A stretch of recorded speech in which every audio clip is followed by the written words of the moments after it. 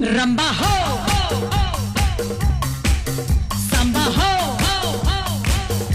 નેતાજી હા કેમ છો નેતાજી? બસ મજામાં. તમને હું થોડો સવાલ કરી શકું? હા બિલકુલ કરો ને. યસ. અચ્છા, તમને જે ચૂંટણીમાં ટિકિટ મળી છે તમને કેવું ફીલ થાય છે? અરે મને બહુ જ સરસ ફીલ થઈ રહ્યો છે. હું બહુ જ ખુશ છું. અચ્છા, તો તમે જો ઇલેક્શન જીતી જશો તો તમે પહેલું જ કામ શું કરશો? ભાઈ આ ચૂંટણીનો એટલો બધો થાક લાગ્યો છે ને, તો સૌથી પહેલા તો છે ને કુલુ મનાલી જવું છે અને બસ આમ રિલેક્સ થવું. અરે એમ નહીં, વિકાસ માટે તમે શું કામ કરશો? વિકાસ માટે તો બસ આ રોડ રસ્તા એવું બધું બનાવી દઈશું. પણ મેડમ, રોડ રસ્તા ઓલરેડી બનેલા જ છે. એટલે બનેલા છે ને થોડા વધારે સારા કરી દઈશું. મેડમ, તમને થોડો અઘરા સવાલ પૂછવું હવે? ये फंस गया सीएम। હા પૂછો ભાઈ.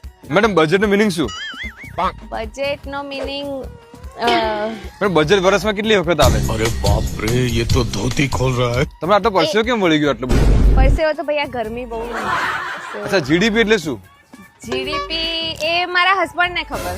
તમારા હસબન્ડ ને ખબર છે? તો તમારું વિઝન શું છે? મારું વિઝન બસ દેશની સેવા કરવાની. હા. મેડમ, ઇન્ફ્લેશન ઘટાડવા માટે તમે શું સ્ટેપ લેશો? ઇન્ફ્લેશન મોંઘવારી. મોંઘવારી ભાઈ બાપા બીપી વધી જાય ભાઈ. હમણાં થોડું ગુજરાતી બોલો. મોંઘવારી તો એ તો મારા હસબન્ડ ને ખબર. તમારા ઘરે બધા ડિસિઝન કોણ લે છે?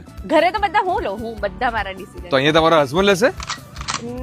ના ભાઈ, હસબન્ડ તો નહીં લે, શીખવાડશે થોડું. અચ્છા, બ્લેક મની રોકવા માટે તમે શું સ્ટેપ લેશો?